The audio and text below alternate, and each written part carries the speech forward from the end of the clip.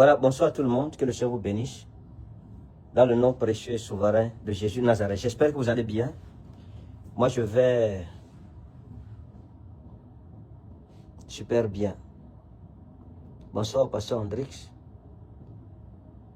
Bonsoir, c'est Bif Chiquet. Que Dieu vous bénisse. Prophète Nathanaël, que Dieu vous bénisse. Pauline Kouassi, que Dieu vous bénisse. Oh, Fanny Gonga, bonsoir. On va prier. Père, nous te rendons grâce au nom souverain de Jésus. Nous recommandons ce moment entre tes mains. Prends contrôle et glorifie ton Saint-Nom. Dans le nom de Jésus, j'ai prié. Amen. Voilà, bien aimé, je voudrais commencer mon incipit par cette déclaration de l'apôtre Paul qui dira: Paulos, doulos Jesu Christo, dia telemato teu, me andros. Il dit Paul, serviteur de Jésus-Christ ou esclave de Jésus-Christ, par la volonté de Dieu et non pas d'un homme. La première chose que je voudrais que les gens comprennent aujourd'hui, c'est que c'est Dieu qui appelle au ministère. Et aucun homme de Dieu ne peut juger notre homme de Dieu. Aucune personne ne peut juger un homme ou une femme que le Seigneur Jésus-Christ a appelé au ministère. Comme l'apôtre Paul l'a dit, je le dis pour moi-même, et Canet Ferdinand, Doulon Jésus Christo diatelmatu teu, me andros. Et Canet Ferdinand, esclave de Jésus-Christ, par la volonté de Dieu et non pas des hommes. Donc il faut que les gens arrivent à comprendre cela. C'est le Seigneur Jésus-Christ qui m'a appelé au ministère prophétique, ce n'est pas un homme. Et j'ai reçu cette grâce, la grâce d'être appelé par Jésus-Christ. Donc je n'ai de compte à rendre à personne. Mais nous sommes des personnalités publiques. Ça fait en sorte que lorsqu'il y a quoi que ce soit, nous devrions intervenir en tant que personnalité publique. Une personnalité publique, en réalité, n'a plus de vie privée. Mais nous sommes appelés à cela. Après mon annonce de dernièrement, j'ai suivi de bout en comble, tous les jours qu'on avait vu tout à l'heure au début de mon émission, les interventions de plusieurs personnes. Et ça fait un tollé sur la toile, un tollé au-delà de ce que j'attendais. Certaines personnes ont parlé en bien, d'autres ont parlé en mal, d'autres ont été au juste milieu, d'autres se sont abstenus. Donc pour moi, je pense que j'ai le droit de vivre ma vie comme bon me semble. Être homme de Dieu ne veut pas dire que je ne suis plus un homme dans la chair. Non, mes amis. Être un homme de Dieu ne veut pas dire que ce qui arrive aux autres ne peut pas m'arriver. Je pense que c'est une façon erronée de comprendre le ministère. Donc, j'ai pris une décision difficile que j'ai partagée avec le monde entier parce que le mariage s'était passé devant le monde entier. Les gens m'ont crucifié, certains m'ont insulté, pas tout le monde. Je bénis Dieu pour tous ceux qui ont été un soutien pour moi, pour tous ceux qui m'ont apporté des prières, et qui ont élevé des prières en ma faveur devant le Seigneur. Ce n'est pas facile dans tous les cas. C'est vrai que nous sommes habitués à la guerre. Comme j'ai l'habitude de dire, je suis né, j'ai été conçu dans la guerre. Pendant 9 mois, j'ai fait la guerre dans le ventre de ma mère et je suis né comme un guerrier. Donc, rien ne peut m'ébranler à partir du moment où je fais ce que je pense être bon. Donc, il faut que les gens comprennent tout simplement que lorsqu'un frère est dans des difficultés, il faut le soutenir, il faut lui venir en aide. Il faut le secourir. Si j'ai pris la décision de me séparer de maman Alexandra, c'est ma décision à moi. Elle est personnelle. Les gens devraient comprendre que lorsque les gens ont des problèmes, il faut prier pour eux. Mais malheureusement, dans l'église aujourd'hui, ce n'est pas ça. Tellement de haine, tellement d'insultes. La Bible dit injuries, des gloires. Et il faut reconnaître que ce n'est que dans l'église qu'on a vu des choses comme ça, qu'on voit ce genre de choses en fait. C'est dans l'église de Jésus-Christ qu'on voit ce genre de choses. Dans ce que vous ne souffrez même plus de l'épreuve que vous traversez, mais vous souffrez plus de ce que vos frères et vos sœurs disent contre vous. Mais je bénis Dieu pour ceux qui sont demeurés loyaux, pour ceux qui m'ont soutenu, pour ceux qui ont soutenu maman Alexandra, qui ont été là pour elle, et pour tous ceux qui ont pris, comment je vais dire ça, qui nous ont donné des mots, qui m'ont donné des mots encourageants. J'ai suivi les directs, j'ai suivi les interventions sur les réseaux sociaux, j'ai tout suivi du début jusqu'à la fin. Et je veux marquer ma reconnaissance pour tous ceux des miens pour tout le monde. J'ai vu des gens être prêts à mourir pour moi, sincèrement, des personnes que je ne connais pas.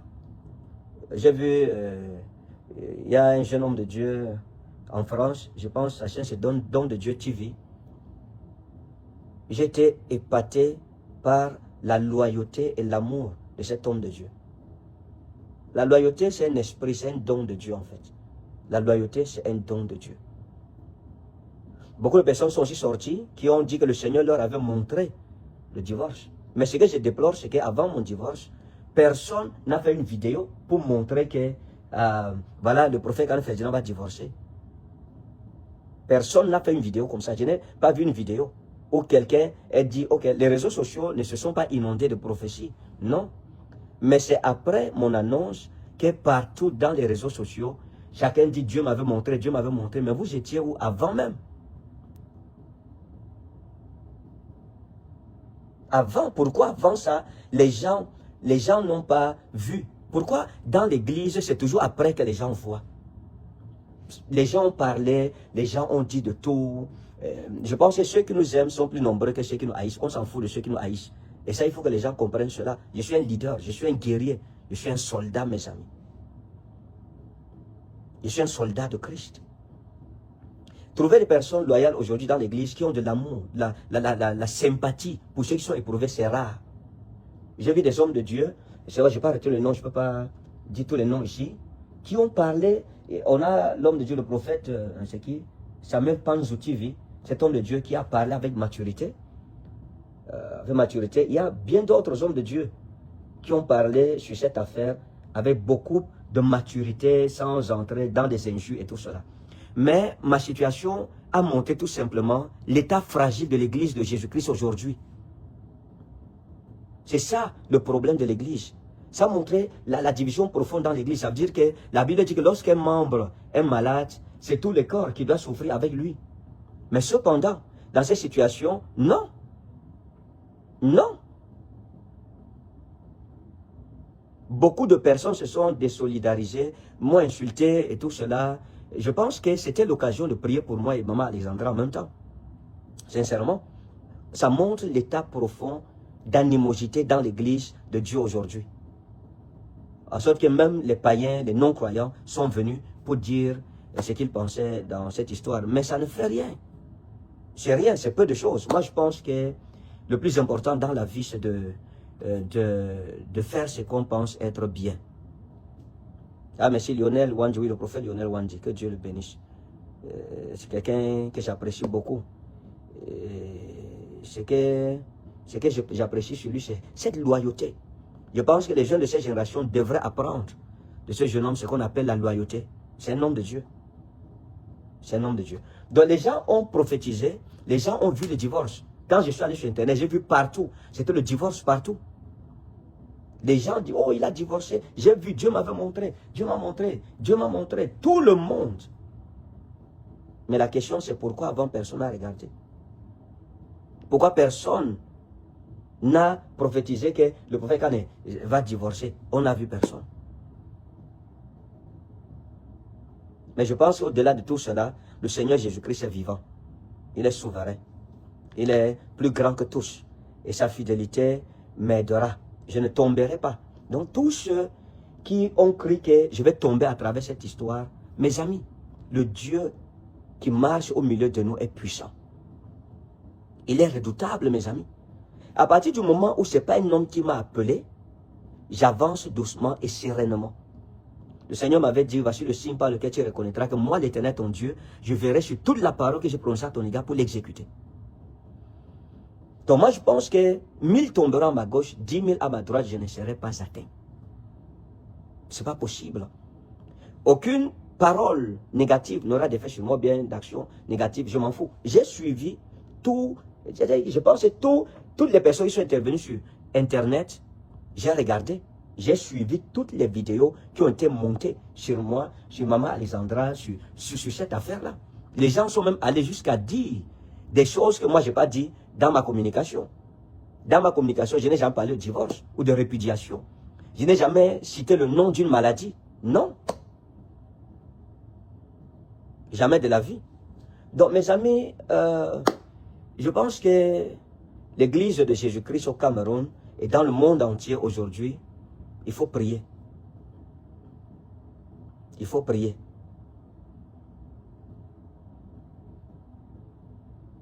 Il faut prier, mes amis.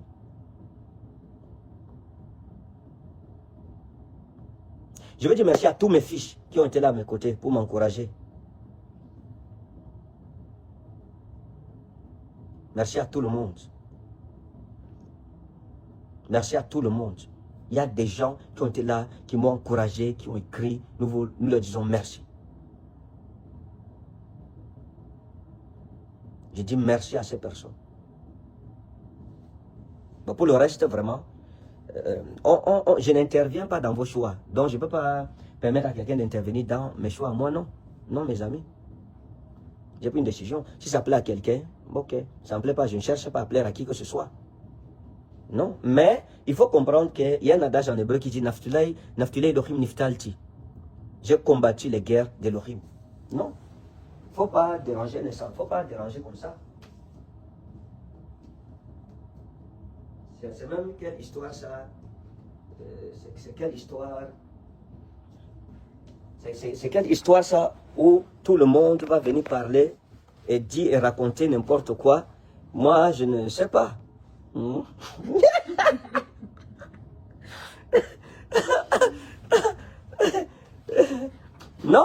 c'est pas gentil, on ne fait pas ça. On ne fait pas ça à un frère en Christ. Non, mes amis. Les frères en Christ doivent se soutenir.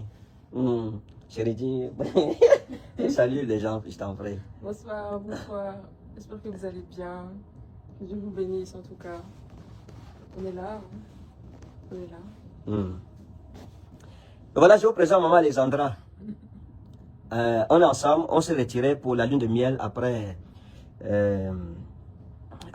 décembre, après le 31 décembre. On a décidé de se retirer en lune de miel et ensemble nous avons suivi de près, ici où nous sommes, on a suivi de près toutes les interventions, toutes les prophéties et nous nous sommes lancés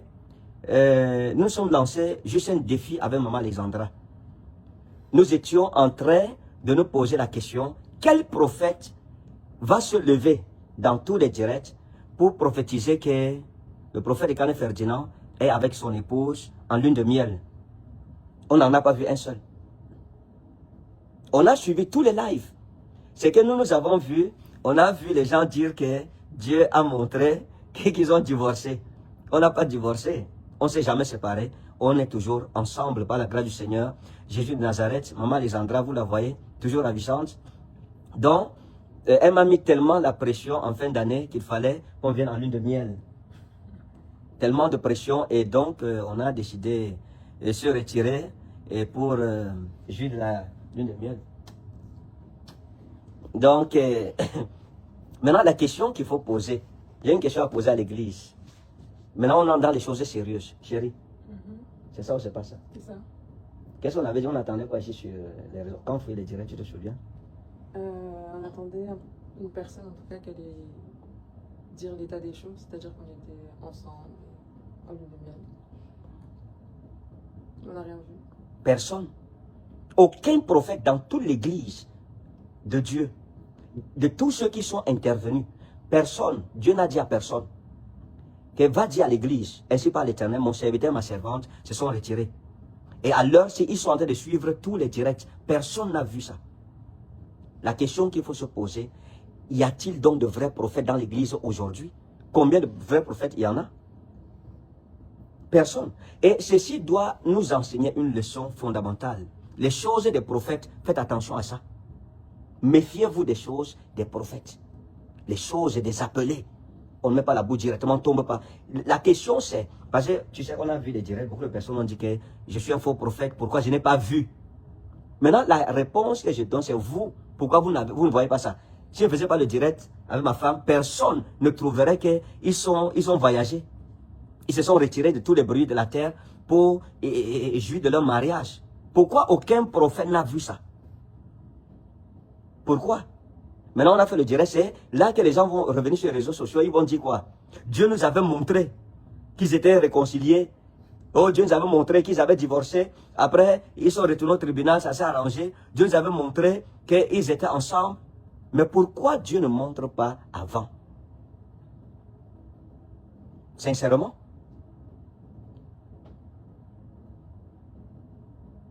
Non, sincèrement, mes amis. On n'a jamais divorcé. Vous savez ce que c'est que le divorce? Non, mes amis. Pourquoi aucun prophète? Nous, on est aveugles. D'accord, il n'y a pas de problème. Je suis aveugle. Et Seigneur, ouvre mes yeux. Vous alors les vrais prophètes de la Bible, je suis un faux prophète. Vous êtes sortis sur Internet, vous avez parlé. Pourquoi votre Dieu ne vous a pas dit? Quand le Seigneur m'a appelé, il m'a dit ceci. Quand le temps sera accompli, tu te lèveras et tu demanderas à plusieurs, où est votre Dieu? Je demande donc la question. Je pose la question et je la repose. Tous ceux qui sont montés dans les réseaux pour dire que le prophète Alpha, c'est un faux prophète. Il voit dans son église, pour sa famille, il n'a pas vu. J'ai vu. La question c'est, toi, pourquoi tu n'as pas vu? Comme Dieu est avec toi, il n'est pas avec moi. Pourquoi vous n'avez donc pas vu que l'homme là et sa femme, ils n'ont aucun problème? Ils sont en lune de miel.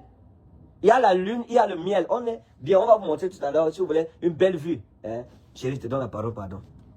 J'ai trop parlé. Nous vous annonçons officiellement la rentrée ministérielle 2025. Ça sera puissant. Ça sera extraordinaire. Maman Lisandra est mon ambassadeur nommé pour la France, pour l'Europe. Donc après la lune de miel, elle va aller là-bas pour essayer de faire ce qu'il y a à faire parce qu'on va inaugurer Rema Mission en Europe. Voilà, elle sera ma seconde de ce côté là-bas. Je vais faire cette mission rapidement. Et puis, on va lancer cette année très fort. Chérie, tu as la parole.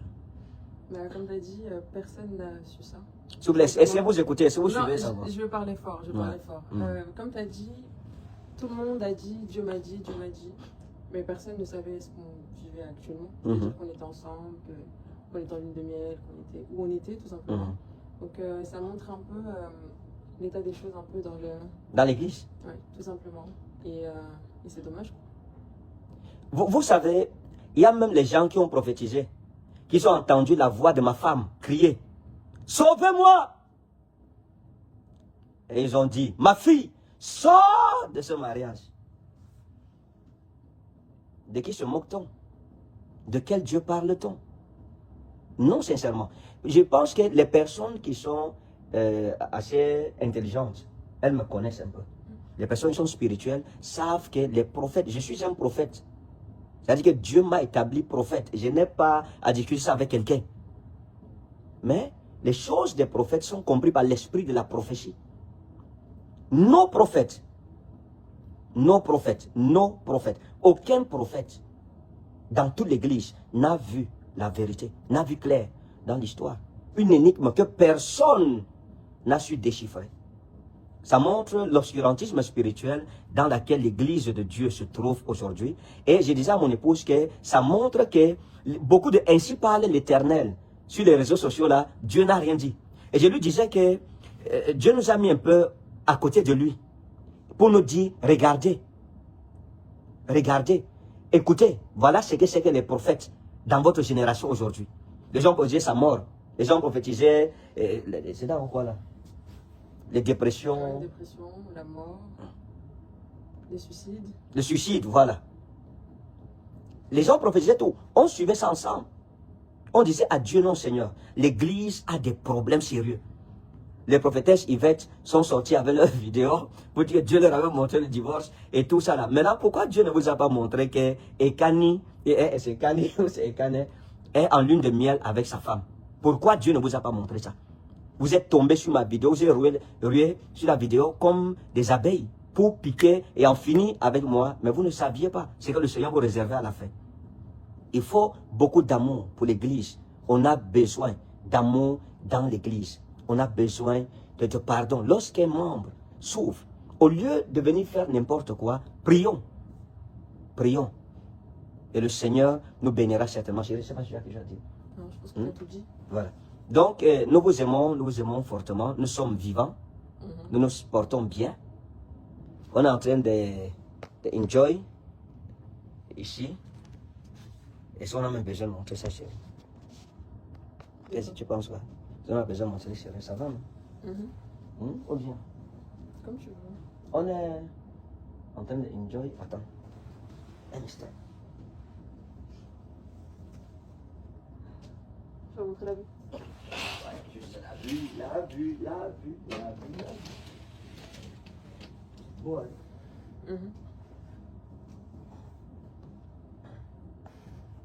Voilà.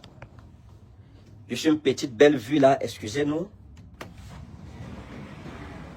Que c'est beau le mariage, que c'est beau le mariage, que c'est beau le mariage, comme l'Éternel a voulu.